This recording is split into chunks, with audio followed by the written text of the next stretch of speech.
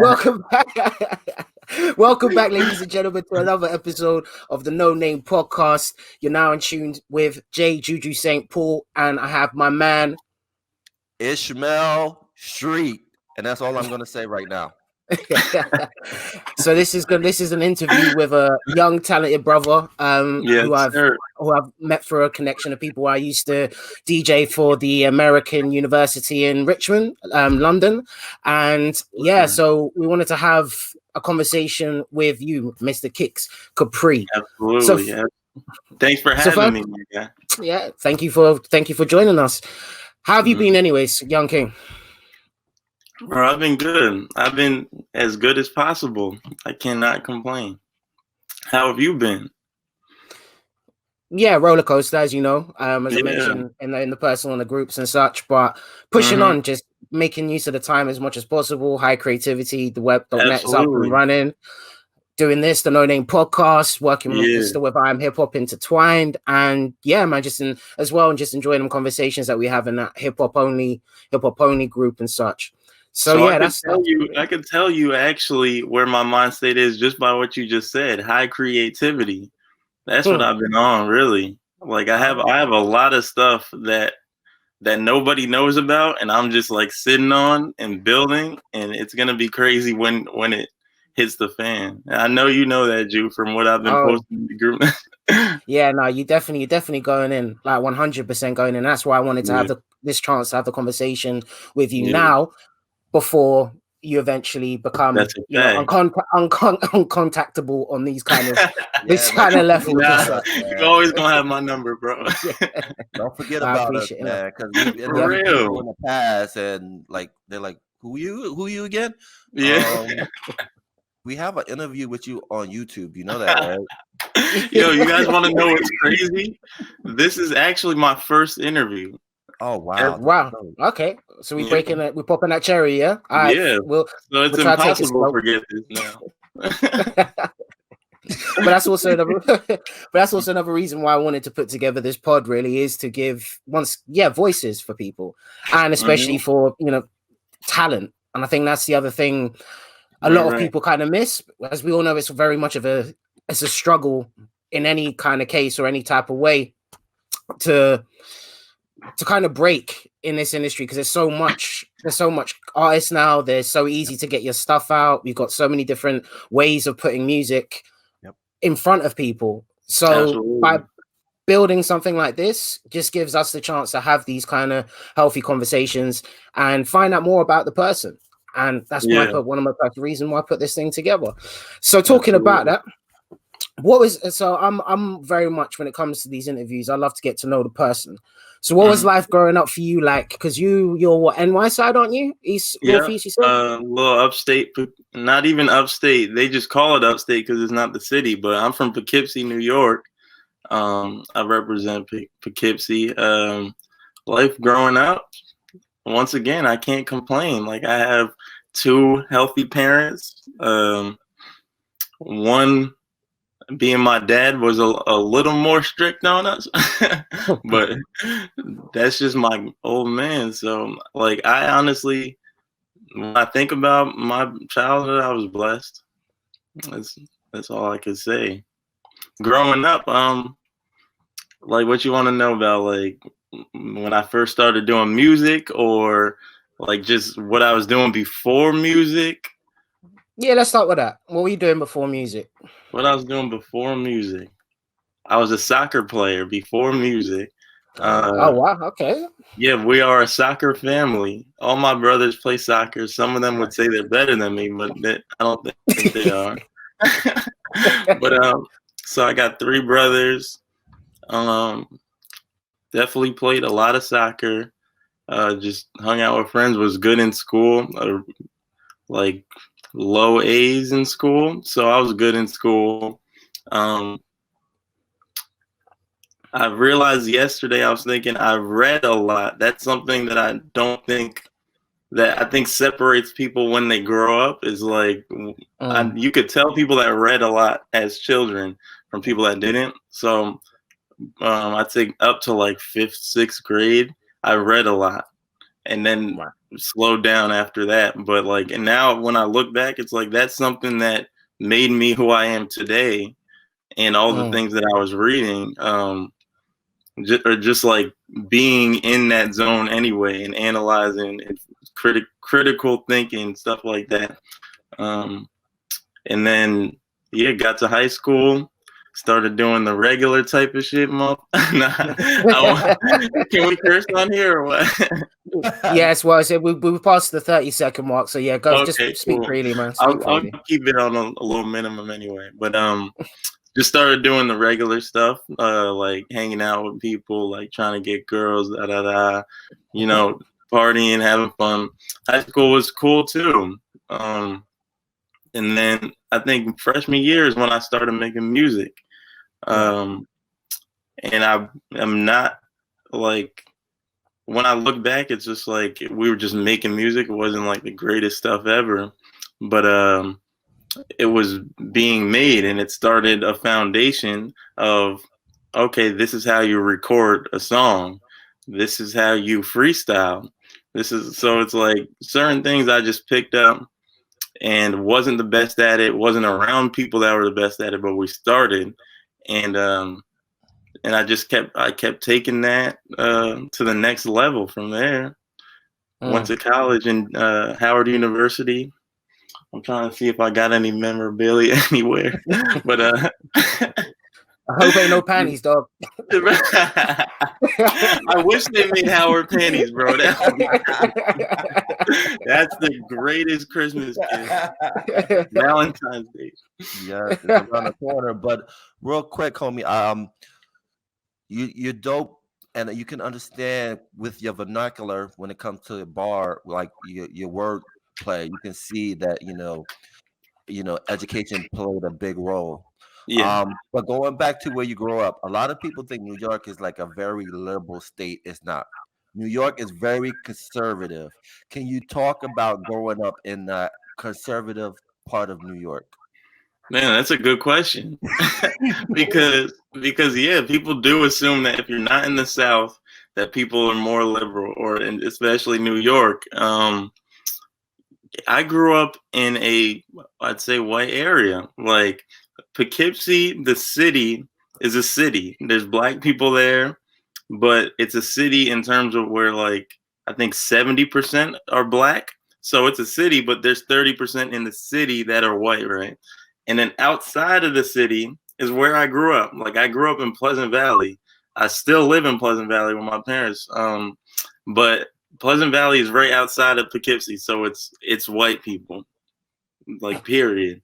I didn't go to Poughkeepsie High School, which Poughkeepsie High School is an all-black high school, but I didn't go there. I went to Arlington, which is just a big 4,000 student school, like 1,000 in every graduating class, and that was more white people. But it's like it's a mix. Okay, so let me like frame it in a way where it relates to like.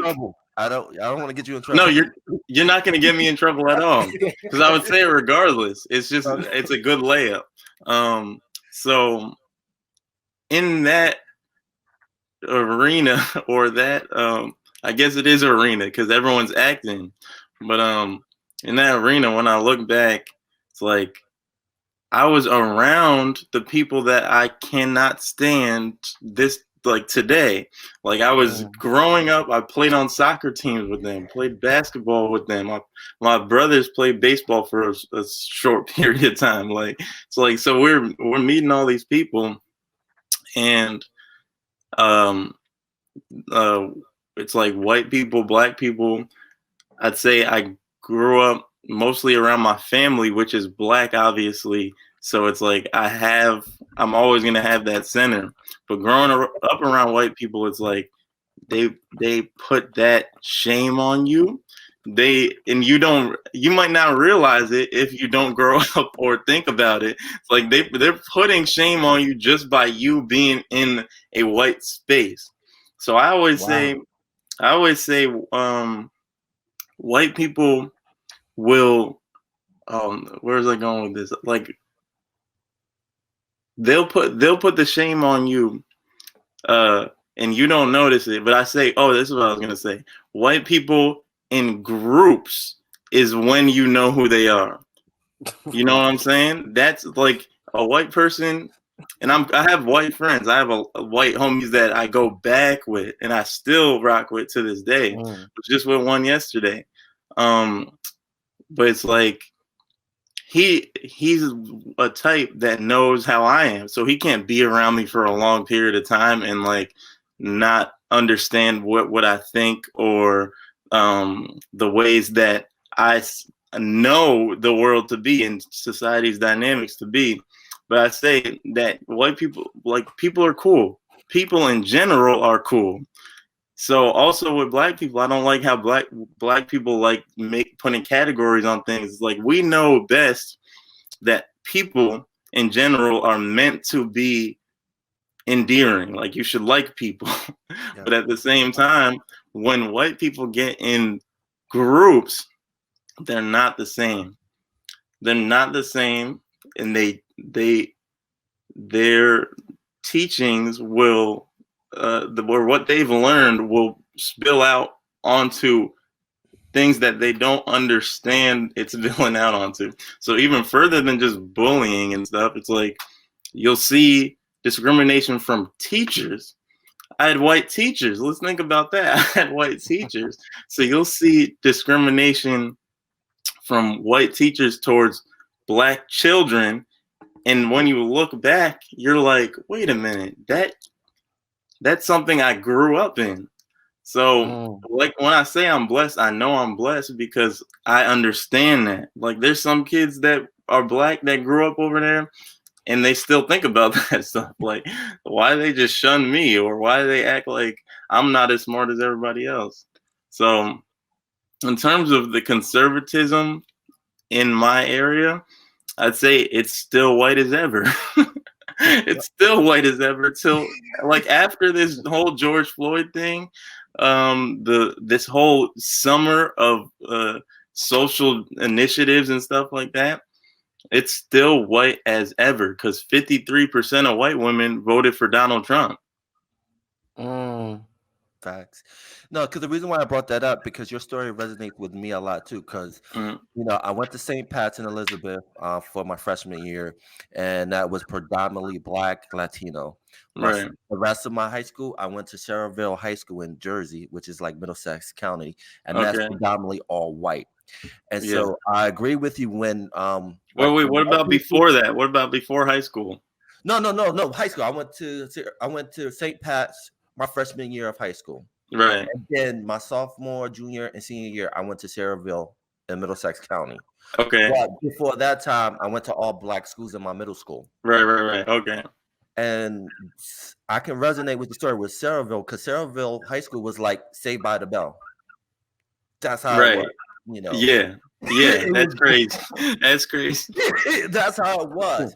And I resonate with you because when it comes to you know, it's like the beauty of it's like it's a beautiful thing, but at the same time, because you're in that world, so you kind of figure out how people you think. have to live. Right. And so when you know white people are in group settings, they're totally different when they're by themselves. Yeah, because they're growing up by those biases. And like you said with teachers, they already have that bias on people of color. That's facts. That's not going to go away.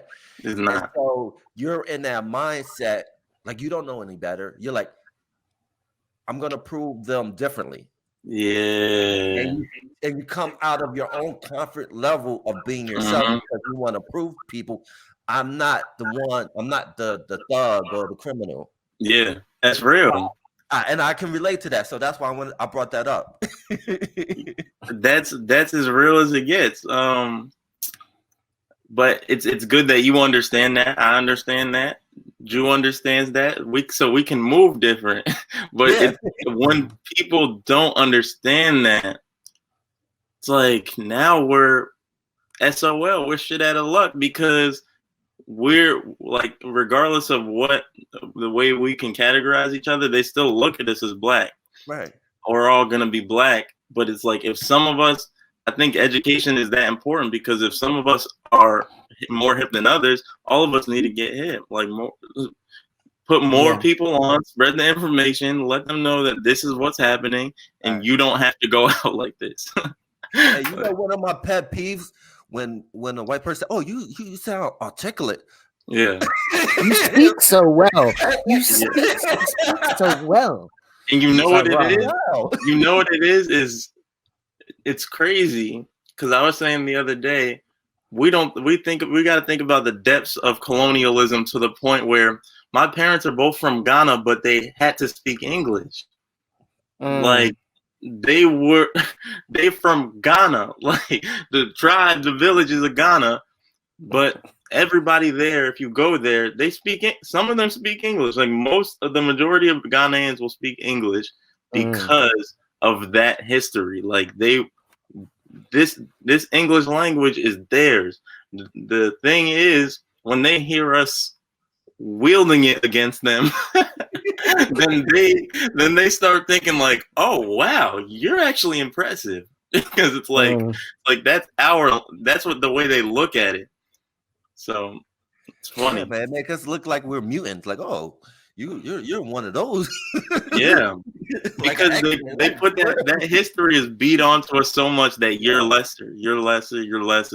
It's like, at the same time, if we knew our history, we would look at them like lesser, and that's what they don't want. When Nick Cannon starts talking about like history and them in the way white people framed history, then they start looking at him like, nah, you cut that off, cut Wildin' Out off. What else he got? Cannon's class, cut that. They're like, it's like, man, he's telling you a different perspective of history. So. And it's not just him, it's just that in general.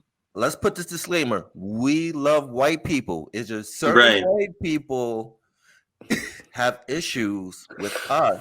And what makes it bad for us is that it gets to a point where they become complacent and they feel comfortable in their world. And so they'll just like not to lot the actual issues. So again, disclaimer, we love white people. All right. Well, I want to weigh in a little bit here with this one as well, because I mean, obviously, my experience of growing up in London has been, especially in the part of London where I've grown up in, which was Ealing, which is known as the Queen of Boroughs. So if you go to more north, east, and south, you actually start to see the levels of ethnicity start to go up. But that's also where you start to. That's when you hear like, you know, you don't go down south because that's where, you know, certain people roam from, or parts of east and part of north. But the funny thing is you go further enough east, you now end up into Essex, and you can end up into deep parts of Essex where it's almost like it's safer to stay in London in a lot of cases of the word, because it's a lot more ethnically diverse. But you start to leave and go outside of London, then you're going to get a completely different experience tenfold. But it's not. What I will say to this, it's not just a case of white people. The fact is that somehow we were on the top from history, if you know your history, and then it's been completely reversed around, because you got to think of it. We got our homie, was it Carlos? That's in Japan. He's already expressed what his experiences are like with, you know, with state Asians, even with South Asians, East Asians, Europeans. You can go look how Brazilians are. That's another thing altogether. The lighter you are, the more valuable you are. The darker you are, the further away you kind of go. So for me, when I say it's this kind of narrative that's been spilled out, and it's just been something that's been consistently going on. Like, you'll find in a lot of cases, and it's like, yeah, it's safe to stay in your own. It's better to be your own. But then we was talking to Marju the other day, and she's like, oh, I can't wait to have my little mixed race, you know, multicultural little baby. And then I kind of look at the case of myself, because I'm like, what, I'm Russian, Indian, Grenadian, Trinidadian, and if you go further back a little bit, Mongolian and Scottish. But that's what I know at the moment. If I was to do a proper DNA test, which I plan to do just for the sake of interest of it all, to see how many places that I'm attached to. But then even my experience has been different from your experience, because I've been in the middle, and I've been treated like I'm in the middle. So even though I've always associated as being black, then I get told from, like, when I was in high school, I've been told, well, you're not black, you're light skinned. Then you can't. But then I'm too brown. And I'm too attached to. I'm too into my culture that I'm too dark to be white. So you start to sit in this kind of weird, fancy kind of position. So you don't know what you can kind of do. So it's like I have been called at a part of social gathering. How does it feel to be the only black guy in a group? And it's someone that's darker than me, but because he's with them, and that's the kind of world that they're into. I'm the one that's like, oh, but when we think of the N word, or if we think of someone black, we think you. We don't see it in any other kind of shape or form. So yes, once again, disclaimer, we're not spilling out anything, but this is the experiences you've gone through, and especially the states-based experience, because now we're starting to see all of these things come to light. Say, for instance, like the whole George Floyd thing, when Shamori was saying on the other interview as well, it's like, I don't get why now of all times people are taking interest, but we all know it was a big lead up, COVID, restlessness, people having to be forced to sit down and watch things and not be scrolling up. No, like your little 60-second clip. Most people won't watch something for longer than 3 seconds, but now we're all forced to watch stuff. It then starts to ignite to people. I mean, I've had conversations with some white peers that I know, and they were like, look, like, oh man, I'm so sorry. I just didn't realize. And I feel like I've been getting away with so much and so less. And it's just like, well, in some cases for us, because don't get me wrong, you've got the extreme brothers who are just as much of the problem as the extreme others in all cases of the word. But at the same time, it's like most of us don't really bother. Like when you kind of look at us in that sense, we just want to push on, get on, and not be swept underneath the rug. But that's my kind of standpoint on that.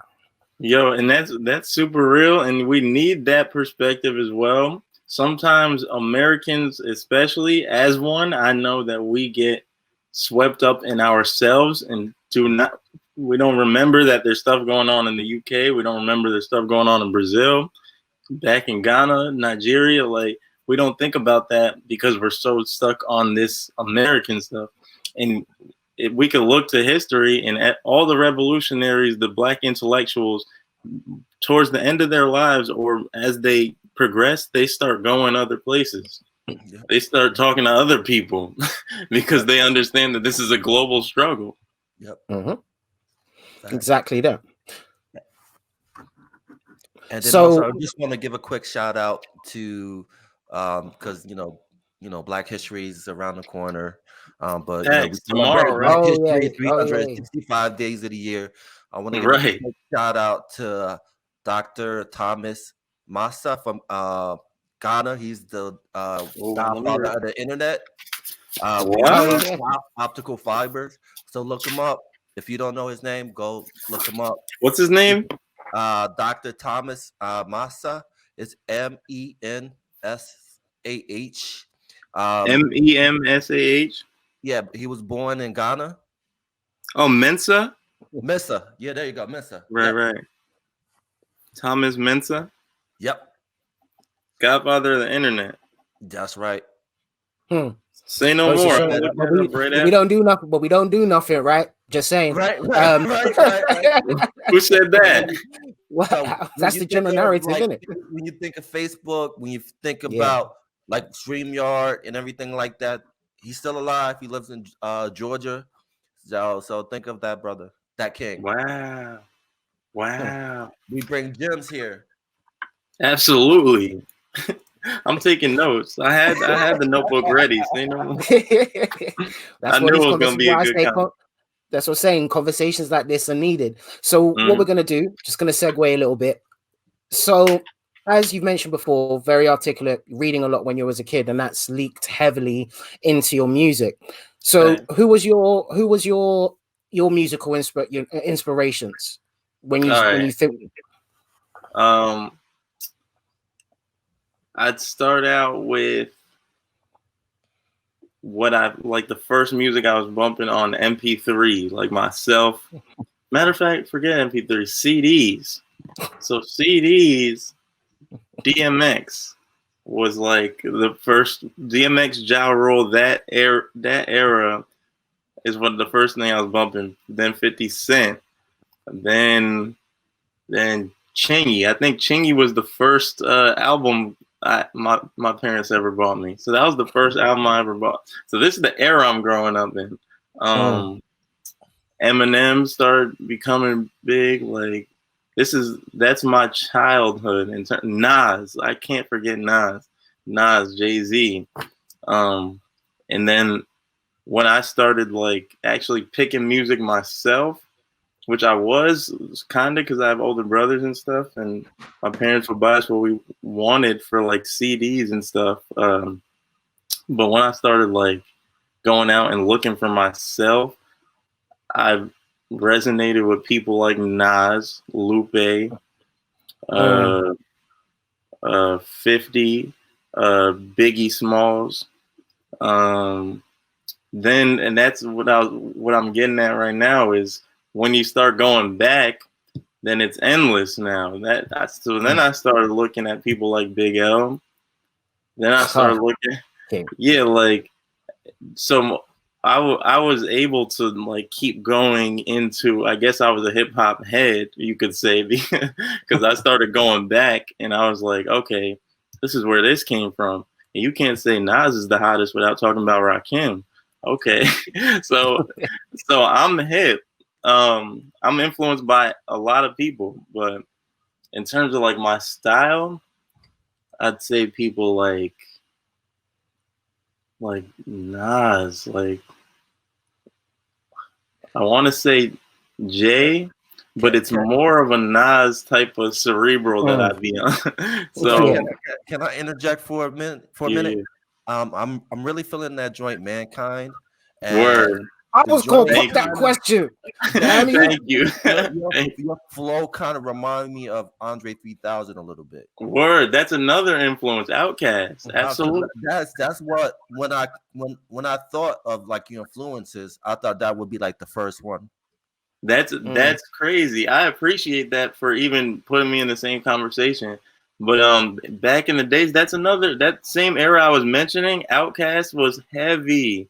Like when they started putting out Roses and I like the way you move. Yeah. Let me say that's my influence for hip hop. that song. I like the way you move. Like that's a hit to me. So things like that, I just love like good groove. It doesn't have to be groovy like that, but I'm just saying like the feel good music is what made me into the artist that I am. So would you say like, because I mean, obviously, other than the Outcast, because you've mentioned quite a lot of East Coast, was that just because of being from the east of the States, and that's where a lot of your concentration and inspirations come from, rather than like your Luders, say for instance, during those times, and you had obviously your TIs, you go West Coast, Oh my god! You got an East Coast bias. That's fine. You got an East Coast bias. All good. I ain't saying nothing on it. I'm just asking the question. Yo, I'm trying to figure out if the light is too much over there. Should I move this? It's gonna be right. No, it's all right, man. It's good. Right. All right. Now, but on the East Coast bias, I'd say East Coast is always so heavy with their content. The lyrics are so heavy. As someone who grew up on all these people and went back to hear what was going on before, I understand that lyrics is one of the main components in hip hop and rap. So, and Juju, you know this about me. I'm more of that person who is like, okay, what were they saying though? So New York is that's just what we grew up on. Like the slick talkers in New York, they can talk for a reason. Like they put the words together so well. And that's why we're biased. Let's get that out the way. It's not because of boom, bat, boom, boom, boom, bat, boom. That's cool too. But it's the way they give it up. It's the way they're delivering it that New York is just unprecedented. But let me say to your point, every time you name another name, I go deeper into my bag. Like you said Ludacris, what's the one he got? Splash Waterfalls? Yeah, that's bro. When Luda hit, bro. Yes. That's what I'm saying. Yes. So that's all that factors in when I think about it. It's just like I got to keep thinking because you mentioned the West Coast. The game was crazy to us. The game was great. Like I don't think I was on Dr. Dre till later, but I believe when he got linked with Eminem we was on that same the sonic sound that he was doing, and then that's why 50 Cent was going so crazy for us too. It didn't seem like 50 Cent was, he's in New York, but like he seems like a global sound too. Like like the way he hits, it's like it goes no matter where you go. Down south, Lil Wayne is my favorite rapper. Let me get that clear. Like if I think about like somebody who I grew up on and consistently impressed me lyrically, Lil Wayne. There was a time I thought about it and I was like, I gotta give Lil Wayne that. Like nobody has touched that for me.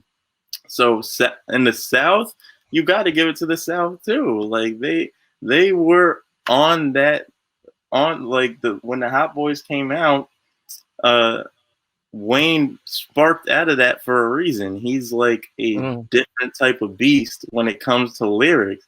That's why everyone in New York respects him. He started messing around with Dipset.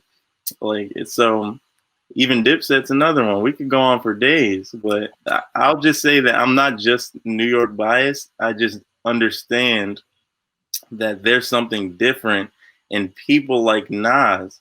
Like it just comes out different. Even let's talk about Jay, because Jay, I don't think Jay is Nas. I think Jay is Jay so well that it's untouchable. So it's just like the way New Yorkers give it up is unprecedented. Definitely, but it's the crazy thing about it. If you think about it, like Common is from the Midwest, but when people talk about Common, they align him to the East Coast. Right. That's very true. That's very, even though he's Chi-Town, yeah. So, and I always kind of forget that him and Kanye are both. Well, then Kanye, he's a unique element in his own right, but definitely in a sense of Common. Yeah, right. The legendary Jay Dilla, the Detroit. Yeah. Oh man, yeah. If we're talking about the Midwest, see, you got to give everybody their flowers. Like, there's so many people in the Midwest. Eminem came out of the Midwest. Royce the 5'9" came out of the Midwest. Where did Village come from again? Were they Midwest? Were they Slum Village? Were they East or were they Midwest as well? Slum Village. Is that Elzai? No, that's who Ninth, I think, it was first produced for again. Because there's like a whole thing with them. I'll find it. It's all right. No, I thought Slum Village has Elzai in that. That's a group. Yeah, I think is a group. They're a group. It was I think it was. Oh my God, I'm going blank. This is. Oh my God, I gotta look it up. It's too early. Sorry about this, guys. A bit late for me, so I'll get on the search. I'll get on the search. Yeah, it's later in the day for you, man. There's no excuse. What is it like? There's no excuse. Afternoon? That's after lunchtime. This is I told you, Elzai is in the group, so it's a group. Yeah. With Jay Dilla, Illa J, Bateen, and Elzai. So yeah, I was right with Elzai, but he as well is a legend. So I know Jay Dilla too, but I don't know the other two dudes in the group. I don't think I was hip to Slum Village that well, but I know Elzai is a legend and Jay Dilla is a legend. So that's another. So go back to the back catalog. That's like literally Slum Village is one of those groups I can always go back and listen to. They've just got just killer from beats. Because obviously Dilla's up on that, so the beats are gonna be crazy. But Slum Village as a group are literally one of those ones. But this is gonna lead me into the next part, because like you said, I do know you personally. Yeah. So we're not gonna dump on anyone in the sense of what they do hip hop wise or how they present themselves to the game. But I guess this is the reason why I like having conversations with artists who, like yourself, admit to digging in the crates, because that's the the original hip hop way. If you gotta know what to know where you're going. You gotta know where you came from, as the saying goes. So because you take so much time. So for instance, what we was talking about was like Mankind. So do you mind breaking that down just a little bit more for us? The Mankind, the song, or the rollout, the concept? Yeah, but everything, because I mean that's the one that you're hitting up to nearly 7K views on your YouTube, and you also had those dancers in Ghana do a Oh video yeah, yeah. as well, which is just beautiful. So shout out to them. I believe Absolutely. is it at the _1 Bob Marley? I think Yes, that's sir. the one. So shout out to them. Absolutely beautiful, and the way that they've brought, for expressional dance, they brought that to life. So yeah. Give us all the info. That was the icing on the cake. That was the cherry on top when the dude from Ghana hit me up and was like, "Oh, I want to do a dance video to this," because I believe I had a promotion going on over there, and he just happened to see it and hopped onto it. So I was like, "Yeah, that's perfect." For Mankind, I'd say it usually starts. I won't say usually because it could go any type of way, but this time it started with Mankind, the word, and then the concept, just as a thought or like putting it in my notes or something like that. And then the song came, and I think it started with the hook. I dropped a host for you. I thought that what you supposed to do. You was trying to leave a mark on me, but I'm too busy getting over you. So it was like, it started with that. And I was like, this will go anywhere. Like it'll go on any beat, give me a boom bap beat, a trap beat, it'll go. Just because of the content. It's like, oh, this is just dope. And then I got the B. The B is just like warped out, just a trippy sonic like ride roller coaster. So I'm like, this is it too, because it's so encapsulating that I was like, this hook on this beat is a no-brainer. So it started with that. Damn, I'm bringing you through how I'm building the whole damn song. I never done the question. It is a great question, man. Hey, okay, say no more. I'll continue. All right, so from the hook, I think how's it start? I don't wanna be just another man. I don't wanna be just another guy. If you could see what I'm up against, you'd wanna see on the other side. And that was a different melody in the song, but like that concept of just like, I don't want to be just another man.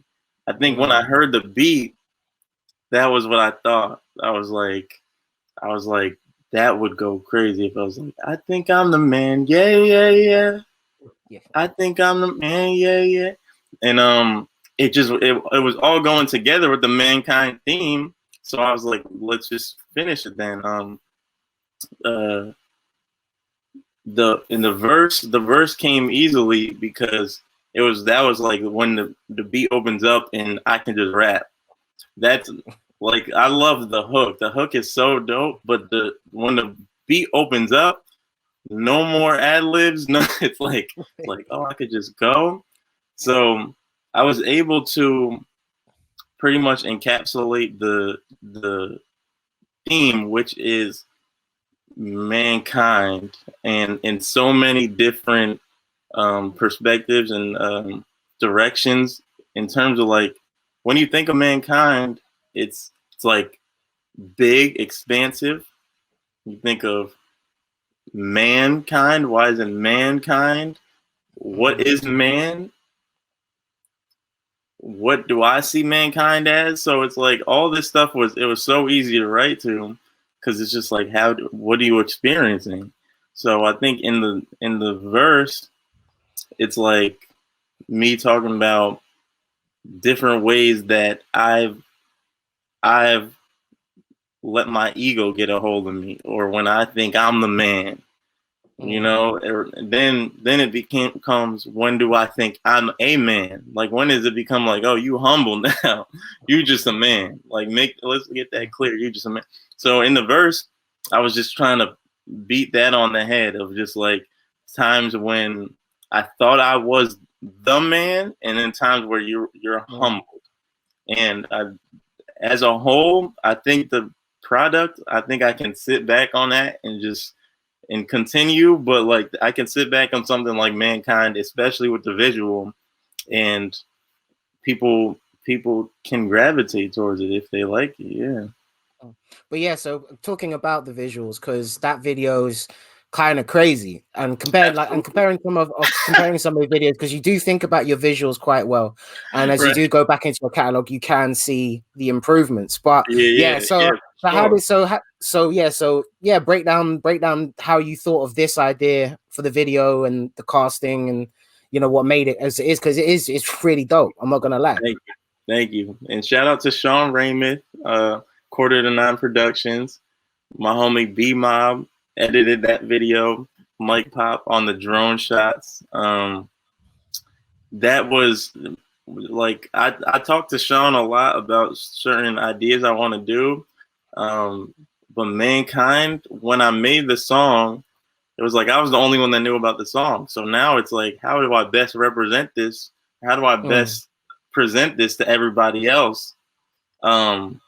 And it had to be some out of the box type shit. I'm honest. I gotta be honest. It had to be out of the box because the song is out of the box. Like, let's make that clear too. Like, you guys gassing me up right now, telling me it's a dope song, but I know it's like it's not a normal joint. Like, I'm like, I think I'm the man. Yeah. I think, and there's no ad libs in the verse, so people can't get lit to it. It's like it's a song. It's a conceptual song, and I understood that. So I was like, we got to go all the way then. I've never seen anybody in a music video, period, not just hip hop, that was in a lake or a creek walking like they were man in the wild. So that was what I was thinking. I've never seen it. If somebody could show me, please show me. But I've never seen a man in the wild type music video. No. So I was like, let's do it. And Sean was like, bro, you really want to go in the creek? I'm like, yeah, like, why not? So I'm like, bro, if I could, I would get naked. But he's like, nah, you're not going to get naked. So if you see what I'm wearing nothing but these kind of short, but they were actually a good height, but they were short green shorts. And in that, I wanted it to be as natural nature reminiscent as possible in terms of what would Black Tarzan be wearing, So that's what I came with. And he was like, all right, let's do it. We got the girls to represent, like, calling me into the forest, and went with the concept. Like, the concept was, we could have done it as a freestyle. Like, we could have just been in the wild doing whatever and it would have looked dope. But we found like different shots to represent different parts of the song. So like if you watch it, it's like nothing to prove to myself. And then it's like mad bright, and there's like two women behind me, like looking at me. I'm like, oh man. So it's as a video, it came out exactly how I would like it to too, because it represents different things in different shots. But we're in the wild. Like, let's get that clear. My feet had cuts on them from the rocks in the creek and stuff. Like, for real, the girls got in without they only had their dresses on. They got into the water. So we went crazy with that video, but it was worth it. No, it definitely was, man. It goes well. You got to put the work in, I suppose. Yeah, for sure. For sure. Facts. And I'm not going to put any pressure on you. Yeah. But that track kind of remind me of Andre 3000 Perfect Prototype. I think someone said that too. Because out of all, now you mention it, out of Andre 3000, I know it's considered an outcast track. But when it comes to sound, that kind of resonate me the most is the Perfect Prototype. Just the sound, just the vibe of the song, and that's the same feeling I get from Mankind. It's that that sound, that chill vibe. It's Word. like it's a track that you can nod your head to, but you can have sex to. You know what I'm saying? Yes. Absolutely. I'm contributing to mankind with this one. Right. that ass. 6-second clip that. For real. Mankind is like sex. Let's make that clear now. Well, I mean, given by the videos and stuff, I was thinking to myself, wow, Kicks is really getting in. No discrimination. That's another thing. We wanted 3 girls. And one of them, she was a light-skinned girl, so she would have been perfect for the in-between of the white and the black girl. But it worked out just as I would like it to. And no, thank you for that too, about the prototype. That's real. That's real. I wanted it to sound like when you say, I dropped all of my hoes for you because I thought that's what you're supposed to do. That's like, come on, man. That's like as R&B as it gets. Huh? Bro, you have Mother Nature coming on that, man. That ass. That ass. Watch the video, you'll see it. Yeah, for real.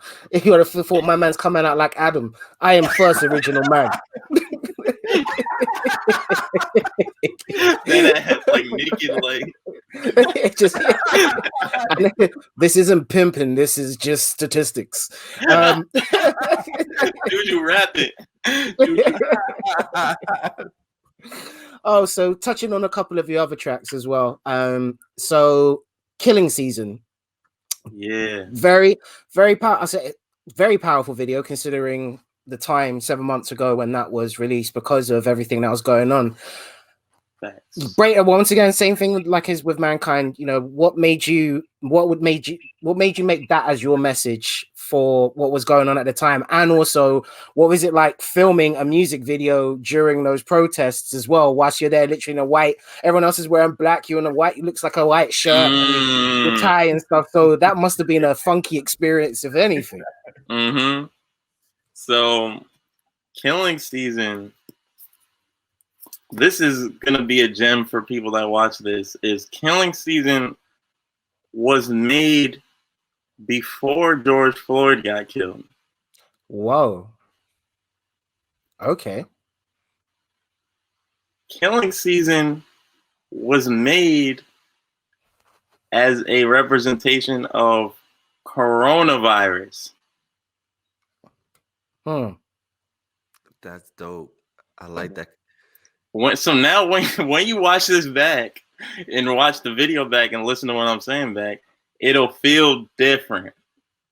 Yeah, that would now, especially from what I remember from watching that. Yeah, that's definitely gonna feel mad different now. Like 100% gonna feel mad different.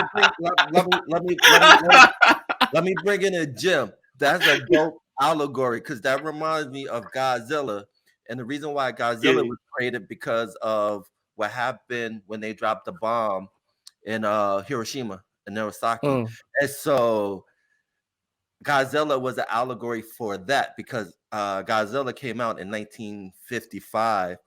What happened in Hiroshima happened in 1945. So it's basically a tragic story of what happens when a nuclear disaster happens in a city. I never even thought about that. It makes sense now when you put that. That's a gem even for me. Color me impressed. Why? Because I'm black.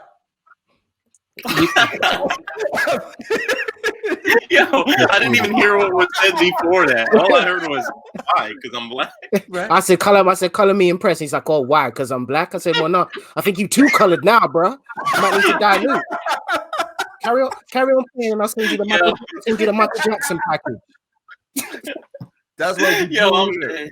This is what we do at the NEP. That's what we do. It's all joke and all love, man. That's what we do. Facts. So back to the kids. Okay, so that's a massive. Oh yeah. That's a massive gem, as like you said. So this was your COVID representation song, but then as things transpired, just go through the filming process, man. Boom. That's God right there, because the song was, to me, it was so dope already before that. And not to say that George Floyd was just like the spark to the song dropping. Like, no, if it dropped before, it would still have the impact, just for a different reason. But I'm saying when George Floyd got knocked, it's like, I say got knocked like you went to jail. Like, no, when they killed George Floyd, then people around me started changing their energy. You know what I'm saying? So it wasn't me. Like, let's make that clear too. It wasn't me that said, okay, let's do this now. It was like, now the world is on the same type of time. So then it took nothing. It took nothing except for me saying, yo, Sean, I'm going to the protest in Poughkeepsie. I think it's tomorrow at like 2. And are you gonna be there? He's like, bro, I'm in Yonkers. Like, I'm not gonna come down there. Like, he didn't want to at first. And then my homie B-Mob told him, like, nah, bro, I think you might want to go to that one. Like, it would be dope to do killing season. So Sean's like, all right, cool, I'll do it. Then when he puts his mind on something, then he gets hyped to do it. So then, like, if you watch the video, it's like we were in the protest. Like, it wasn't like we stood outside or like outside of the crowd, or we planned it and said, we're going to do this shot. We were in the protest, kneeling down with people, like looking at the cops. There was army tanks and stuff. And you're right. I was wearing a suit and tie, not the jacket, but I had the nice white shirt and the black tie on. And when I walked in there, I was feeling good. Like, let's do it. Like, I felt like on some Martin Luther King NOI type vibes. Walked in there, and like I said, it was other people that had changed their energy. My energy has been the same since Mike Brown. So I'm walking in there like, let's do it. And Sean was there to capture it. People looked at us, but people look at you all the time. So we shot the video, and it came out just exactly how it was supposed to come out. People sent pictures in too after we hit people. He said, send us black and white shots that you took from the protest. They sent them to Sean. So if you see them, they're plastered in there, some of them. And there's a lot of moments in there, like moments in terms of you'll look back in 10 years and be like, what? There was little kids at that protest on people's backs, like fist raised, you know. It was, so that video is, I don't know which one represents Kicks Kapri more, Mankind or Killing Season, but I'll just say both of them are gems. Well, I would actually, sorry, go on, Ish. No, I just want to what I said earlier. The date was wrong. It wasn't 1955. It was 1954. So word, same. That's nothing, bro. No, you don't say that. Don't ever say that, because what it is one little piece of misinformation, and then suddenly everything goes askew. Look at our history. It's nothing, real, man. It's nothing. Know what he's talking about. But real talk, man. But I love how you put two together, because again, what happened? You didn't intentionally. You had one mindset that it was about COVID, and then you know how back in high school you'll tell a story, and then that story changed when it gets to the 10th person.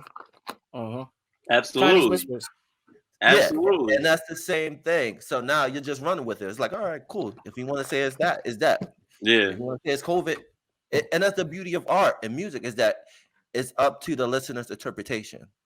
That's what I love about art the most, and I play on that a lot in my music. Is like, you can believe it is what you want, but I'm just saying the truth. So for this Killing Season, the lyrics, again, they hit different even if you go back and listen right now, because they're spot on for what's going on in this country, in this society. Spot on. I'm trying to think if anybody could get it, we'd probably get it the worst. Yeah. That's the first line of the second verse. If anybody could get it, we'd probably get it the worst. So that's already a double entendre because For real. Most black people were dying from COVID. Then you look at our society and you're like, wait a minute, they're killing black people, not anybody else. It's like if anybody can get it, and it's a testament to blackness, literally. This melanated people just have some way of swaying everything. So it's like if anybody can get it, we probably get it the worst. Yeah, I believe in God, but my Franklin's was never Kirk. Yep. So it's like into this earth, I'm essential like I'm a nurse because this melanin is a blessing, but they telling me it's a curse. Yeah. Dope. That's dope. And the reason why I love this, man, is that it resonates with all ethnic groups. I know it's talking about us. If you take this and translate it in Japan after the bomb drop in Hiroshima, if you take this to what happened to the Jews in the Holocaust, right? They can resonate. That's a fact. And that's the beauty of this track. You know, you can whatever your ancestors dealt with, you can take something from this track, which is a dope track. For sure. For sure. And that's a good point too, because when I perform it, I assume it to be like a black protest type thing. But when I look out in the crowd, everybody's lit to it. Welcome to the killing season. Whole entire city's grieving. What do y'all be fighting for? Like it's a lot. You're right. It plays to humanity. Yeah, most definitely. And also to add apartheid in South Africa. I just wanted to get that in. So it's fine. So follow directions, which is your 37 second like mini video, which I have to say was edited stupidly well. Like that was transitions. Yeah, follow directions. It's like your poetry thing. There's no beat behind it. Follow directions. But you literally, I think it's where you're standing in the middle of the road, and then it just transitions. Like every time you say like when you finish a line, it then transitions off to another kind of section of what was going on. So what inspired you to put that little piece together? Because it's, as we know, you usually do a lot more music based, but this one you seem to like you hit like a bit more spoken word and poetry with it. Yeah. Nobody Cares is the name of that series. So Nobody Cares what I say is what I originally had the idea for. Because sometimes I have these ideas and I'll say it and I'm like, sometimes people are rocking with it, sometimes people are not. And it's like either way, it could be in the middle. But for the most part, I'd say nobody cares what I say. Like I could say the realest shit to you and you might not care what I say. And I could tell you some bad shit about yourself and you still not might care what I say. So it's like, in terms of even my music, I use that framing. I'm like, I'm saying this just so it's here. So when you look back, it was here. So Nobody Cares What I Say was like me, and once again, Sean Raymond shot this. Same dude from Quarter to Nine. It was I was thinking about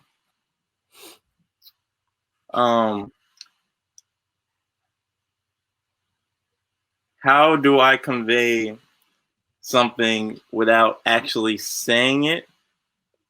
Cause what's that one's like it's like a reference to the election. So that's what it was. Now I'm just starting to remember what I was saying in there. It was like they try to take us left or they tell us we could go right. Why do we never talk about up or sideways? And then the whole camera flipped. Yeah. That was crazy.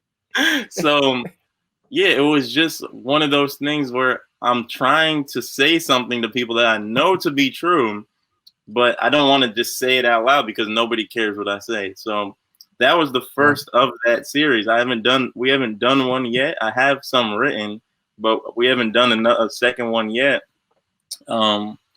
Because that one went so well. It was me trying to use my words and my wordplay to kind of just be in the moment and show people what's going on. Because like, I don't know if you remember before the election, and Ishmael, you out here. Juju get to stay in the UK and not deal with all these. But you guys, I tell you, you guys. I'm not saying you guys get it worse. I'm not saying you guys. Man. That's what I'm saying. I'm not saying you guys. You guys definitely get it more in your face over there. I am not gonna lie, like in any way, shape, or form. But please don't think it's a picnic down here in any way, shape, or word. Word. No, I believe that. But no, it is entertaining. It is entertaining watching you lot, though. I am not going to lie. You never know what's gonna happen. Got the best movie ever. Y'all got Boris Johnson, aka Butters from South Park. He looks like Butters. He said Butters. I don't know if you saw South Park, Juju, but of course I have. Yeah, I know, and that's why I'm thinking I can't separate the two. But I also feel more offended because Butters is actually alright. I don't mind Butters from South Park. That's okay. Boris Johnson too. Boris Johnson too. True. Yeah. Boris Johnson's our prime minister, isn't it? So. Okay. Yeah. So let's not cover that. Let's get back into, like you were saying. So you was mentioning what it was like for you guys over that election period. Yeah. So that's what Follow Directions was. It was like I don't always feel like making a song and like putting it out for people. It's like sometimes I just want to say stuff. But that's what I always say. Nobody cares what I say. So it's like, all right, let's just make it look good or something. Like nobody cares what I'm saying. But if you listen to what I was saying, it's dope and it means something. Yeah, and it's definitely artistically put as well. Because you're and now moving on this, you've literally released a track called Whoops, and you also released The Voice featuring King Jaden as well. So those are your two contributions so far, and you've done a few other mixes as well. So what is this what we're looking to expect from Kapri? Are we going to get more of Nobody Cares What I Say? What, like you said at the beginning, you've got me now sitting on my edge wanting to all the exclusives as per usual. Like I want to hear it now. I'm like a kid when it comes to this stuff. As you know, being a DJ as well. I'm greedy. I ain't going front. But okay, so say no more. I'll send you some stuff. Perfect. I'm looking forward to it. But yeah, so what made you what was the inspiration behind Whoops? Let's start with that one. Behind which one? Whoops. Whoops. One, yeah. Oh, so okay. I asked people what they wanted to hear. Because I feel like people listen more when they're familiar with something. So I was like, what do y'all want me to get on? I just made a Instagram post or a story post, and it was like, ask a question. So people sent me stuff that they wanted me to get on. Whoopty was one of them. The Voice, Lil Durk, that was what The Voice came from. Grease by Drake. And the Eve joint. The Eve joint, I thought of that myself. I was like, I need to hop on that because I used to love that song. But all those are the ones that say Kapri mix on them are mixes of somebody's song, but I didn't play on their flow or anything like that. Like I went full No Ceilings, Bar Exam 4 type vibes, and I made it my own song. So all of those were just remixes of what people wanted me to get on, pretty much. That's dope. So, and that's also goes to show, because I mean, your Instagram, you're definitely putting in some decent numbers, much better than what I'm rocking at this moment in time, to say the least. So it's all a process. So too, Juju, patience, right? Patience. No, I know, exactly. That's why I said it's a process. I was actually going to see if he had any actually, hints or tips, but okay, patience. Like you say, patience. I'm joking. Everything takes time. I gave you that article, bro. Yeah, I know. I'm still got to go for it, but it's just I've got this stuff on top of some picture editing and things I've got to get done. Right. So I'm gonna be doing another blast again soon. I'm just wanting to get the current images all together. Yeah. But touching on that as well, so because you got your kickskapri.com.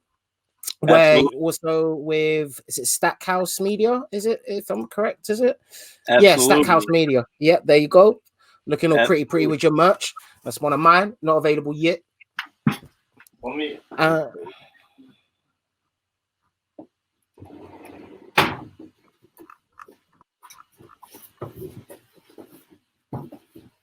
Oh, he's gone into the cave of wonders, ladies and gentlemen. We get to we got Raheem doing the mink drop, and now we got Kid Kapri giving with us the some Kapri, exclusive stuff. Man, this is with a Kapri drop. With a Kapri drop. Oh my god. They're not ready. So listen, KicksCapri.com is where they could get the merch. Any type of vibes you need. We got the Kapri Kids in 2T to 4T. We got the Kapri beanies. Yeah, I saw those as well. So any vibes that people want to grab on KicksCapri.com, you can grab it. But that, nice.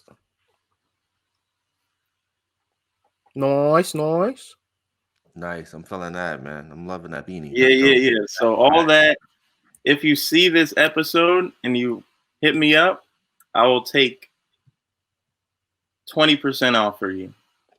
Ooh. Nice. Well, now we get that exclusive as well, and we got a discount code.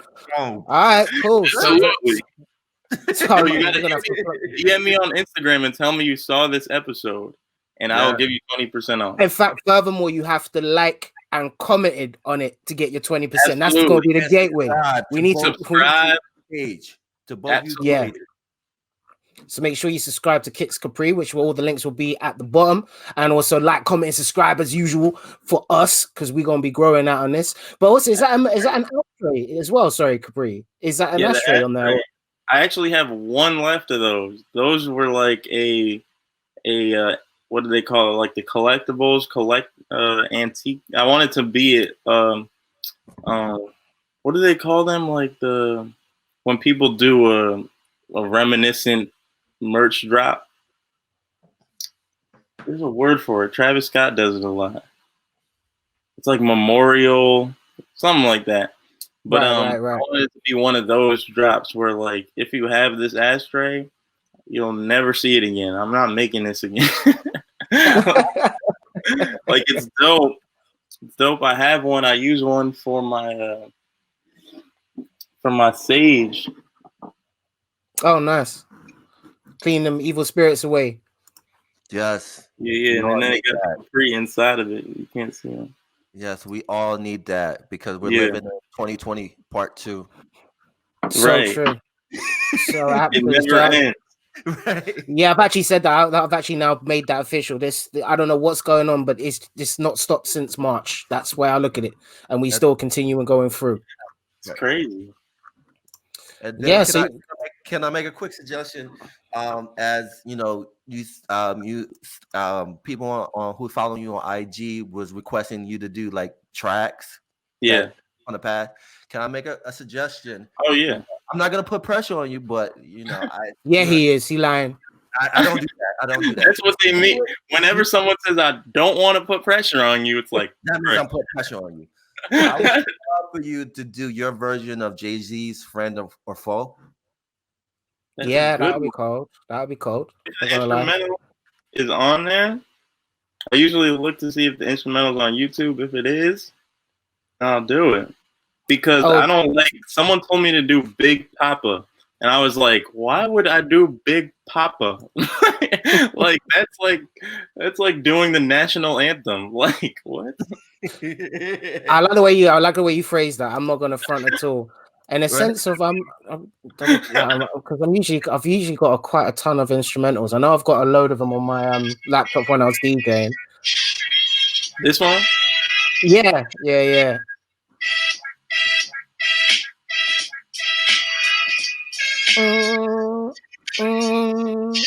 God. That tree is such a banger, man. That's old school. That's a classic. And what makes that a Jay-Z classic, because it's a classic story, is showing his storytelling skills. And I know you're gifted in storytelling, so to see you put a story behind that beat, yo, that'd be bananas. Yo, say no more. Thank you for the suggestion. I'll write that down. If I have one, I'd say if I have one, I'd definitely say Selfish. Absolutely. See, Selfish by that was definitely I think it's a Slum Village. Giving them homework assignment now. No, now it doesn't sound as good. See, that's that whole that is not a noun thing. That's where you gotta get to your head. No, but music is fun. Music is fun. we expect these Kapri mixes in the space of 2 months. If not, you fail. Right. Nah. It's like they don't call me dad for nothing. Yeah. So what are we to expect from you from this year? We know we're in a very crappy situation. Let's just be 100% honest with it all. The vid has not been easy for anyone in any way, shape, or form, and it turns out that a lot of these vaccines aren't really doing what they should be doing in the first place. But keep that conversation to one side because I can get too political. But what are we going to expect from you this year? What is your intentions to give us, the consumers, the public, of your art? So I'd say that these bad type of times, they make for good art. Let's just be honest. I wish it wasn't like that, but that's how it goes. Like the bad has to match the good. It's a balance. It's yin and yang. So there is good stuff coming out of these times. There's a lot of good stuff had happened for me in 2020, for being honest. So it's like you gotta look at them both in like moderation, because if you feel like, oh, I'm gonna just look at the numbers every day at COVID, people getting hit with COVID, it's like you'll be crippled. But you also can't act like it's all sweet out here. It's not sweet either. But it's just a balance for me. So I'm not going to stop. That's pretty much what I'm getting at. Is like, I'm not stopping. I don't think you should stop. I don't think you should stop. I don't think anybody should stop. Just keep going, doing what you're doing. And in terms of me, you'll see probably an upgrade in quality from me. You're going to love the stuff you're getting in 2021 because I held myself to a standard, and it's like, once you hit a plateau, it's like you got to keep going. I can't go back down here.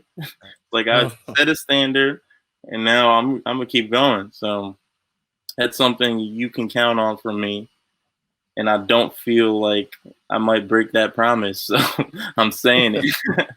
and then also, people who's watching, let's kind of push this brother to be the next Static Shock if they do a Static Shock. Yo, I would love to do that. You would be the perfect Static Shock, bro. And Eric would love that you said that, Juju. Yeah, this is good for Eric, because of Eric. Yeah, he's gonna be like, yo, bro. Yeah, he's gonna bug out on this one. We might put that as just a little clip, just a little one to send him and make him watch the whole thing. Yeah, side by side image of you and Static Shock. There you go. Bro, that's what I'm saying. 2021, you might see anything. I'm definitely looking forward to it because, bro, like, I mean, you've honestly, the reason why I did want to jump you on this because I'm gonna hopefully gonna get Give Not One FUK on here as well. I need to hit him up anyways to see if he's good to flow through, Mr. Francois. But yeah, so you need to hit me up with a track. Yeah, actually, but if you guys, I'm surprised you haven't collabed already. To be actually honest with you, but this is it. You're coming and you're coming strong, and also I think it's like you can tell even from how you do interact with your fans, because you can see that reciprocated through your Instagram, and you can see that people, like, if you can put a story out and people actually honestly responding, you generally get consistent viewers and likes. I mean, like with anything, especially I suppose on the YouTube side of things, it takes a minute to grow and to kind of get those numbers up, but it's just great that you're actually putting these things out. Yeah. And also it's refreshing, and I mean it because it's just my personal view, but it's refreshing to hear younger artists to actually take the care and dedication to, one, know hip hop, and also if they don't, dig back into the crates and kind of get a bit more of a knowledge and understanding of it. The fact that you take your time with what you put together, and that's the reason why I'm so intrigued about how Mankind came together, because you've just given a highlight to the process of actually building a track, taking it visually, and then how do I then present this to people, and it's spoken for itself tenfold. So I can't wait to see what you've got coming forward. Hopefully within 5 years I can get out to the States to see everybody in person, but I maybe be in a video myself, but we'll chill on that for now. But just truly thank you, bro, for your time, also for your dedication, and also your love of what you do, because it shows, like, real talk. Absolutely. Thank you, bro. Thank you for having me on here. Like I said, you guys are the people I want to be connected with anyway. Like the community, in terms of people pushing a message, and people who care about the things. And even when we speak about the ancestors, understanding that people came before us, and we can look back and pick and apply different principles to what we're doing. It's like, that's all I'm here for. We're here as vessels, and that's all I'm trying to do. All the stuff that you guys see from me is just a reflection of y'all. So poetic. Getting emotional now. No, that's important, because at the end of the day, we stand on the shoulders of giants, and so our duty to pay forward, and to listen to you, and to you articulate the I use the word articulate, but to understand the importance of never forget where you came from, and that's important. It's too real. Too real. For real. So, ladies and gentlemen, if you stayed tuned into up to this very specific moment in time, make sure you like, comment, and subscribe as per usual. This has been another episode of the No Name Podcast, our interview with the one and only Kicks Kapri. I'm signing out. Juju St. Paul Ishmael at That Is Not a Noun. Don't forget, No Name Podcast. And that's Kicks_Kapri. All the links for everyone will be underneath here in the description. Check out highcreativity.net. Go cop yourself some merchandise. And like I said before, we're working on some No Name Podcast merch. I might even do a cross collab with Kapri. Who knows? Anyways, peace out. Have a good one. Peace.